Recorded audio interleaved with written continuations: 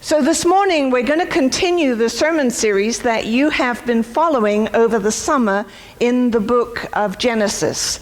You have been boldly going and looking at the creation, the call, the covenant, the crisis, the choice, the claim, and now the con. Now, who knew there were so many alliterations that you could use with the letter C that applied to the book of Genesis? I had no idea, but it's a really good way of remembering what you've covered. So our text today is from Genesis 29, beginning at verse 15, and the text focuses around Jacob, the patriarch of Israel.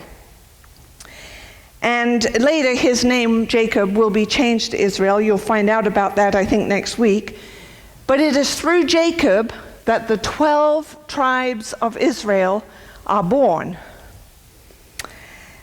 But first of all, we have to get him married. And so that's what we're going to read about today. So if you want to follow along in your pew Bibles, you can do that. Genesis, the first book of the Bible, chapter 29, and beginning at verse 15. And I'll explain who some of these characters are in a moment. But then Laban said to Jacob, "Because you are my kinsman, should you therefore serve me for nothing? Tell me, what shall your wages be?" Now Laban had 2 daughters. The name of the elder was Leah, and the name of the younger was Rachel. Leah's eyes were lovely. Maybe. The Hebrew's uncertain. And Rachel was graceful and beautiful. And Jacob loved Rachel. So he said, I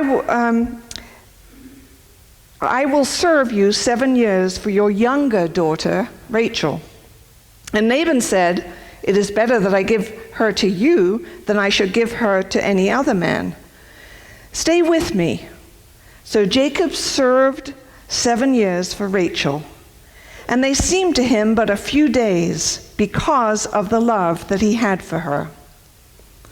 Then Jacob said to Laban, "Give me my wife, that I may go into her, for my time is completed." So Laban gathered together all the people of the place and made a feast.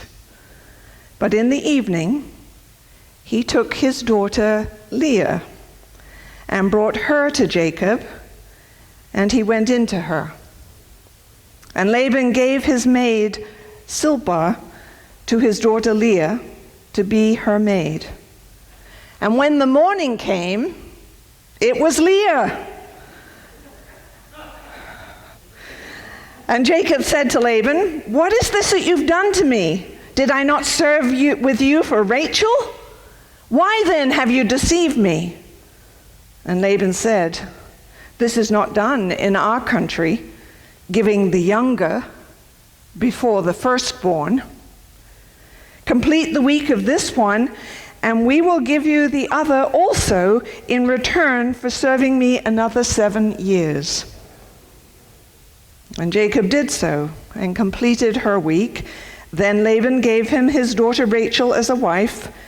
Laban gave his maid Bilhah to his daughter Rachel to be her maid. So Jacob went into Rachel also, and he loved Rachel more than Leah, and he served Laban for another 7 years. This is the word of God for the people of God. Okay, so let's be honest. This story is disturbing on just so many levels. You know, when people talk about returning to biblical family values, I have to ask, have they ever read this story? I mean, not only are we dealing with polygamy here, but this is the original version of Sister Wives, circa 1800 BC. a practice that was prohibited in the book of Leviticus. And these marital issues become central in the subsequent chapters as this story unfolds. When the two sisters, Leah and Rachel, who happen to be Jacob's first cousins on his mother Rebekah's side, making them kissing cousins, I suppose, and their two respective maids, Zilpah and Bilhah, all compete to give birth to the 12 sons of Jacob. Now, clearly, the Bible is not telling us through this story that these are God's family values. Surely not.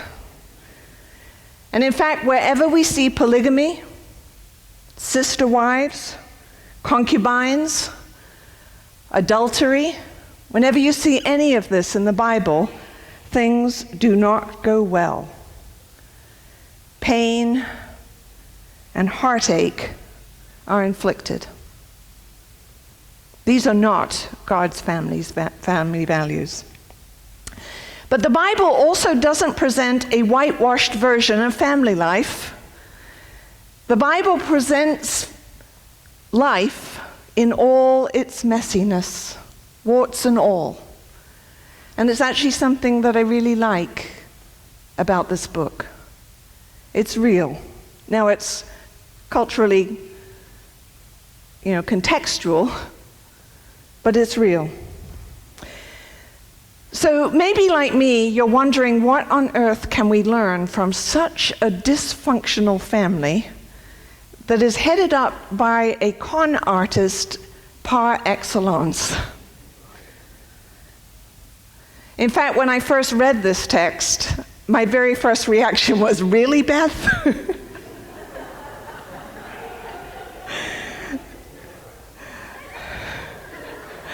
Of all the texts, she's got a great one last week and next week, but I got this one.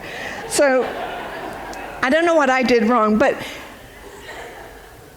I love diving into challenging scriptures. So actually, she's done me a favor, because when they are bothering you, they're bothering me, and I want to figure it out. So what can we learn from this story? And if you've been following along through the book of Genesis, you know that Jacob had a twin, Esau, who they were born to Isaac, the son of Abraham, and Rebekah, who is Laban's sister. And Esau was the firstborn, and Jacob came out of the womb grasping onto the heel of his brother. He was grasping from the moment he was born. And Esau was a hunter, and he was loved by his father Isaac. And Jacob was more of a stay-at-home kind of guy, and he was loved by his mother, Rebekah. Those family dynamics alone should give you a clue of parental favorites are going to lead to trouble. A couple of weeks ago, Beth preached on a sermon entitled The Choice, where she told you the story about Esau selling his birthright for a bowl of soup. And Jacob goes on to fool his aged and blind father into giving him the blessing of the firstborn.